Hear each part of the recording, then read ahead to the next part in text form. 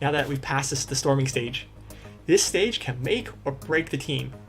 Make sure that the team is capturing data to show progress and explain their point of views as much as possible here. We do not want to get into people's feelings or emotions and create more conflict as things go forward. You notice you're in the stage when there's conflict and team members have a difference of opinions. Healthy conflict is good because it will help you identify inefficiencies within your team to fix together.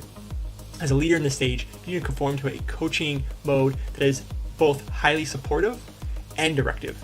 There will be team members that will be quieter than others, and you need to help them get their say in how the team should perform the work, facilitating those conversations with maybe those people that are louder or more extrovert, to making sure the team all agrees on what they need to do to be successful in the future. This can also be, as a leader, facilitating disagreements with the team, ensuring the team is able to reach an agreement or compromise to move forward. So it's really important you identify this stage to making sure that after this stage, you realize that the conflict goes down considerably and the team understands each other. But if you survive this stage, I applaud you. It's a difficult one, but don't forget to identify where the magic actually starts to happen, and that's in the next